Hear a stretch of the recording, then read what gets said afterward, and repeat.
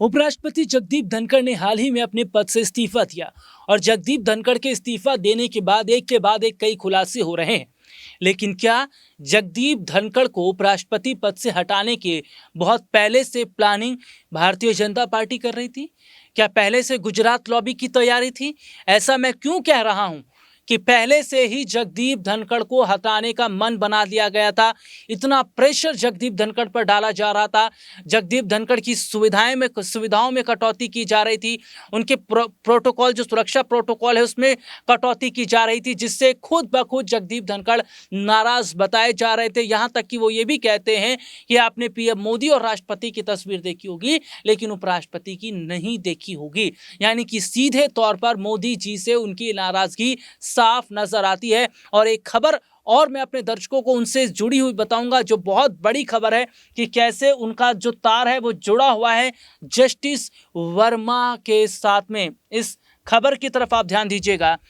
धनखड़ के इस्तीफे की वजह आई सामने, जानिए क्या है। जस्टिस वर्मा के महाभियोग से बड़ा कनेक्शन है उनका, क्या है इस पर मैं अपने दर्शकों को बताता हूं।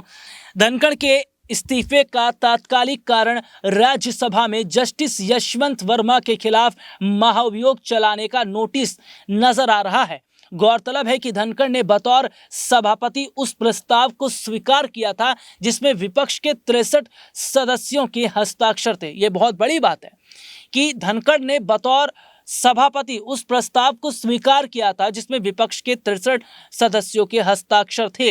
इस नोटिस और हस्ताक्षरों की जानकारी सरकार के फ्लोर लीडर्स को नहीं थी। इतना ही नहीं, धनखड़ ने कोशिश की थी कि महाभियोग का मामला पहले राज्यसभा में ही चले, जो साफ तौर से विपक्ष के खाते में जाता, क्योंकि उसका प्रस्ताव ही स्वीकार किया गया था। इसके बाद कुछ घटनाएं ऐसी घटी जिससे धनखड़ शायद क्षुब्ध हुए और उन्होंने इस्तीफे का फैसला लिया।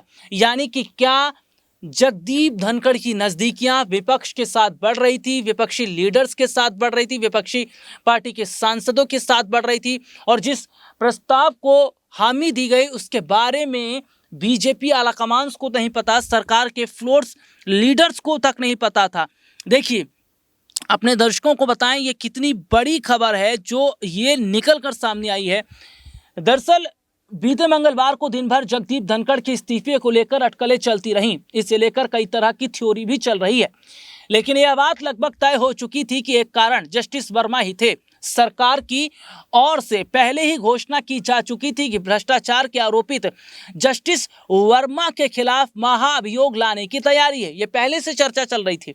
सरकार की योजना थी कि इसे पहले लोकसभा से पारित किया जाए, फिर राज्यसभा में भेजा जाए।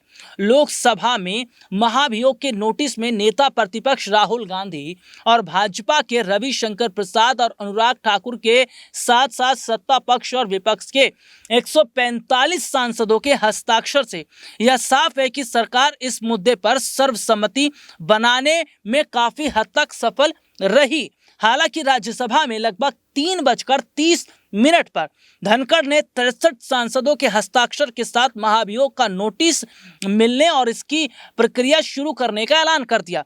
जस्टिस वर्मा की अगर मैं बात करूं तो जो यशवंत वर्मा है, कैश कांड में बुरे फंसे हैं और उनके खिलाफ महाभियोग लाने की तैयारी चल रही है।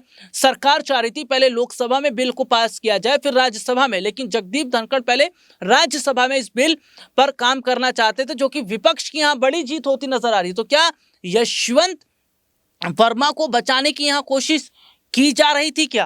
और देखिए, हैरानी की बात यह है कि इन सांसदों ने भाजपा और उसके सहयोगी दलों का एक भी सांसद नहीं था। जिन 63 सांसदों के हस्ताक्षर थे, महाभियोग का नोटिस मिलने और इसकी प्रक्रिया जो शुरू हुई है, इसमें जो सत्ता पक्ष के सांसद है उनका हस्ताक्षर नहीं था। यह कमी भाजपा के फ्लोर मैनेजर की रही होगी, लेकिन यह अपेक्षा थी कि सरकार को इसकी जानकारी धनखड़ के कार्यालय से मिलेगी, क्योंकि नेता सदन भाजपा के हैं। तो ऐसे में ये देखा जा रहा था कि एक सबसे बड़ी वजह यह है, और जस्टिस यशवंत वर्मा जो कि करोड़ों के कैश कांड में बहुत पुराने समय से फंसे हैं, हालांकि उन्होंने अपने पद से इस्तीफा नहीं दिया और माना यह जा रहा है कि उनका बड़ा कनेक्शन तो है।